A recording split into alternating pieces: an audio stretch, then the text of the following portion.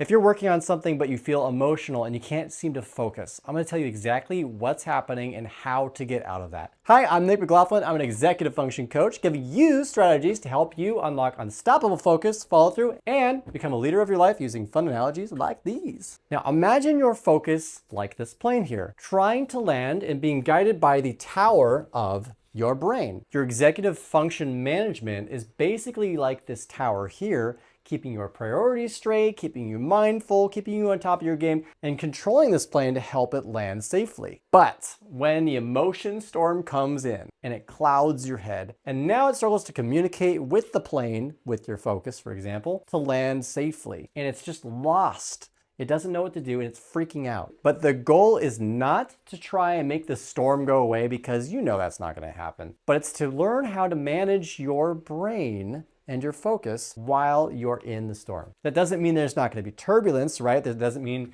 you can make the weather go away, but you can at least learn to land the plane safely. Now, a lot of times I'll coach people who have comorbidities like depression or anxiety. And so I have to help guide them, guide their plane and their focus and their emotions, going from this kind of freaking out to just a nice, okay, I got it, we got it. There we go, nice and slow. Woo!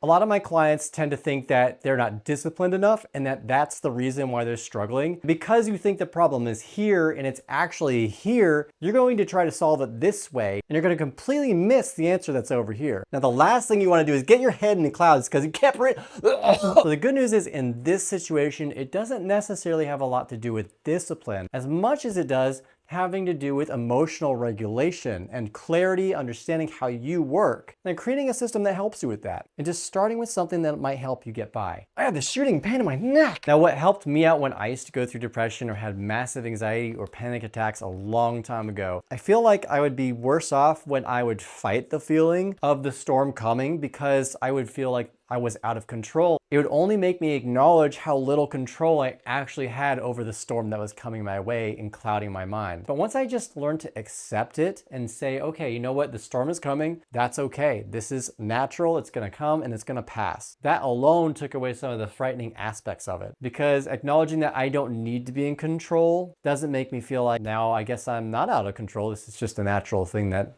is going to happen. The next thing was acknowledging that I had to breathe. This is kind of embarrassing, but I'm confessing here. Whenever a doctor would give me a shot or draw blood, I would pass out. And it was really, really embarrassing, especially in front of my wife, and other people. But one time I did that and my wife noticed something. She noticed that I passed out because I wasn't breathing. Not because I passed out, but the passing out came from not breathing. I was so focused on what I didn't have control over and all my emotions. Anytime I'd get a panic attack, I get really overwhelmed by the storm. So once I got back into the moment and got present, I started to breathe more naturally, and that helped me on my journey to get out of that. That's one reason I got my ear pierced in junior high, because I was trying to overcome that fear. I wanted to prove to myself that I wasn't going to be held back by that fear. And I wanted to acknowledge that I had more potential to control what was happening within my mind. Surrendering, step one. Step two is basically just getting back into your body and understanding what's going on.